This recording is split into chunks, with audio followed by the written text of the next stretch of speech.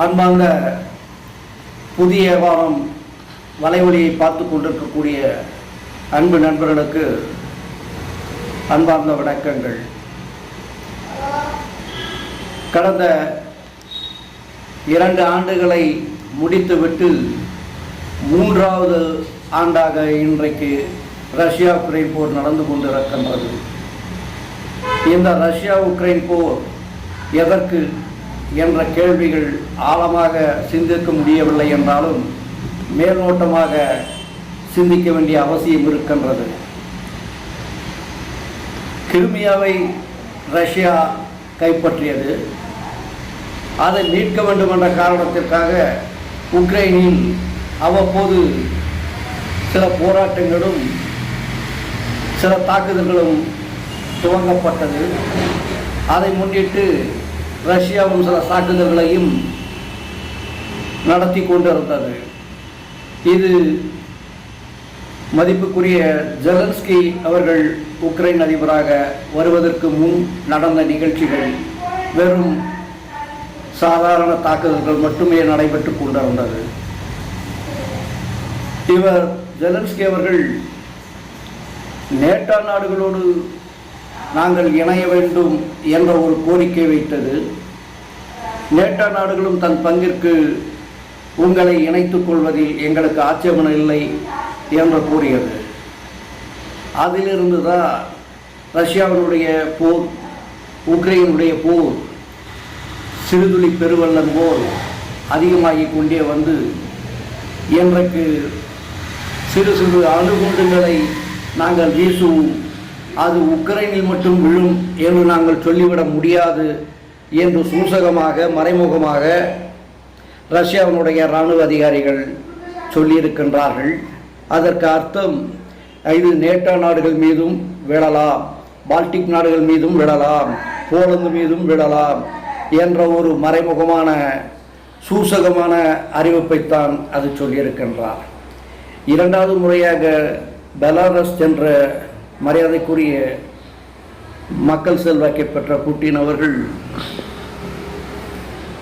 நான் போர் நிறுத்த தயார் என்று சொல்லிவிட்டு 2 நிபந்தனைகளை வைத்திருக்கின்றார்.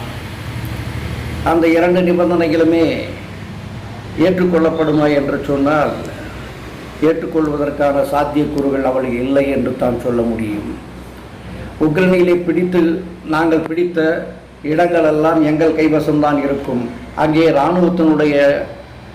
இராணுவ அதிகாரிகள் எல்லாம் எங்கள் நிர்வாகத்தின் கீழ்தான் இயங்குவார்கள், அவர்களை திரும்ப பெற முடியாது என்று ஒரு கோரிக்கை வைத்திருக்கின்றார். சமாதான பேச்சுவார்த்தை நடத்தப்படவில்லை என்று சொன்னால், போர் நிறுத்தம் ஏற்படவில்லை என்று சொன்னால் மீண்டும் தாக்குதல் நடத்துவோம் என்ற ஒரு செய்தியையும் அவர் குறிப்பிட்டிருக்கின்றார். இதற்கு காரணம் மேற்கத்திய நாடுகள், நேட்டோ நாடுகள், பல நாடுகள் ஒன்றிணைந்து உக்ரைன் ரஷ்யா போரை முடிவுக்கு கொண்டு வர வேண்டும், காசா பாலஸ்தீனத்தினுடைய பிரச்சனைகளுக்கு முடிவுக்கு கொண்டு வர வேண்டும், சமாதான பேச்சுவார்த்தை மூலியமாக, ஒப்பந்தங்கள் மூலியமாக இதை போர் நிறுத்தம் செய்யப்பட வேண்டும் என்று சுவிட்சர்லாந்திலே அடுத்த மாதம் கூட போகின்ற அந்த மாநாட்டிலே, தலைவர்கள் மாநாட்டிலே முடிவு செய்யலாம் என்ற ஒரு கருத்து இருந்தது. ஆனால் ஜெலன்ஸ்கி அவர்களுடைய கோரிக்கையை ஏற்று ரஷ்யாவிற்கு அழைப்பு விடவில்லை. இருதரப்பு சண்டையாளர்கள் இருக்கிறார்கள் என்று சொன்னால் இருதரப்பையும் அழைத்து பேசுவதற்கு பெயர்தான் சமாதான நடவடிக்கை, சமாதான ஒப்பந்தம் அப்போதுதான் ஏற்படும். ஆனால் ரஷ்யாவிற்கு இதில் அழைப்பு இல்லை என்று சொல்லுகின்ற போது அங்கே புட்டின் அவர்களுக்கு ஒரு நம்பிக்கை இல்லாத சந்தேகம் ஏற்பட்டிருக்கின்றது. இது மேலும் போரை உக்கிரமாக கொண்டு போவதற்குத்தான் இந்த செயல்பாடுகள் இருக்கும் என்று தான் கருத முடியும். அது ரஷ்யாவிற்கு, சுவிட்சர்லாந்துக்கு அழைப்பு இல்லை, சமாதான பேச்சுவார்த்தைக்கு அழைப்பு இல்லை என்று சொன்னால் அவர்கள் தன்மானத்தை சீண்டி விடுவதாக, ஈகோவை சீண்டி விடுவதாகத்தான் பொருள் கொள்ள முடியும். ஆகையால் இது அவ்வளவு எளிதில் போர் நிறுத்தம் ஏற்பட வாய்ப்பு இல்லை என்று தான் சொல்ல முடியும். என்னுடைய தனிப்பட்ட முறையிலே ஒரு கருத்து இருக்கின்றது. ரஷ்யா ரஷ்யாவும் உக்ரைனும் ஒரு போர் நடவடிக்கையின் நாடகங்களை நடத்தி கொண்டிருக்கிறதா? இது நேட்டோ நாடுகள் தன்னுடைய ஆயுத கிடங்குகளை எல்லாம் காலி செய்துவிட்டு தன்னுடைய பணங்களை எல்லாம் உக்ரைனுக்கு தாரை வார்த்து விட்டு அவர்களிடம் ஏமாந்து கொண்டிருக்கிறார்களா என்ற ஒரு சந்தேகம் எனக்கு எழுந்து கொண்டிருக்கிறது.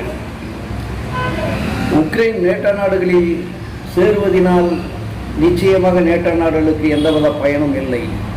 ஆனால் அவர்களுக்கு உக்ரைனுக்கு உதவி செய்வதன் மூலியமாக ரஷ்யாவை வீழ்த்தி விடலாம் அல்லது மன்னிப்பு கோர விடலாம் என்ற ஒரு கருத்து அவர்கள் மனதிலே ஆழமாக பதிந்திருக்கலாம்.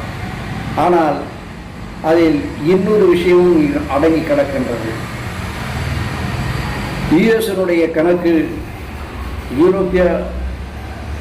ஐரோப்பிய யூனியனுடைய கணக்கு, ஈரோனுடைய மதிப்பும் டாலருடைய மதிப்பும் வீழ்ச்சியடைந்து காணாமல் போகின்ற ஒரு சூழ்நிலையை பிரிக்ஸ் அமைப்பு ஏற்படுத்திவிடும் என்ற ஒரு அச்சம்.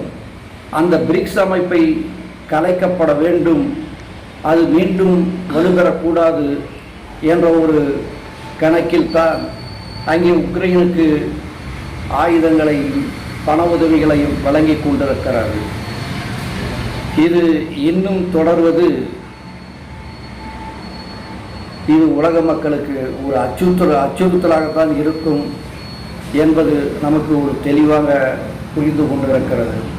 எது எப்படியோ நேட்டோ நாடுகள் உக்ரைனிடம் ஏமாந்திருந்தாலும் உக்ரைனுடைய ஆயுதங்கள் கிடங்குகளை எல்லாம் ஜெலன்ஸ்கி காலி செய்தாலும் இது எப்படி பார்த்தாலும் ரஷ்யாவிற்குத்தான் ஆதாயமாக அமையுமே தவிர நஷ்டம் ஏற்பட்டு விடாது என்பதுதான் இங்கே நாம் கவனிக்கப்பட வேண்டிய விஷயம். எப்படி பார்த்தாலும் சமாதானம் ஒன்றுதான் தீர்வு ஏற்படும்.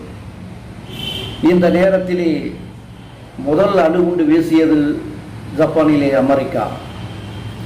இரண்டாவது முறை யாராவது வீசுவார்களா என்றால் நிச்சயமான அதற்கான வாய்ப்புகள் கிடையாது. அதனால் ஏற்படக்கூடிய விபரீதங்களும் இழப்புகளும் உலகம் முழுவதும் புரிந்து கொண்டிருக்கின்றார்கள். அது அமெரிக்கா வீசப்பட்ட முதல் அணுகுண்டும் அதுதான், கடைசி அணுகுண்டும் அதுதான் என்று நாம் உறுதியாக சொல்ல முடியும். ஆனால் காலம் யார் யார் கையில் எப்படிப்பட்ட அணு ஆயுதங்களை பிரயோகப்படுத்த வேண்டும் என்ற ஒரு விதி அமைக்கப்பட்டிருக்கிறது, அதன்படிதான் நடக்கும் என்று சொல்லலாம். ஆனால் முடிந்தவரை மக்கள் நாம் அணு ஆயுத போர் ஏற்பட்டுவிடக்கூடாது என்பதில் முழு கவனம் இருக்க வேண்டும் என்பதை கேட்டுக்கொண்டிருக்கின்றேன். இந்த வலைவலியை பார்த்து கொண்டிருக்கக்கூடிய ஒரு அன்பு நண்பர்கள் நம்முடைய வானம் வலைவலியையும் பார்க்க உங்களுக்கு நான் ஆலோசனை தெரிவித்துக் கொள்கின்றேன். முடிந்தவரை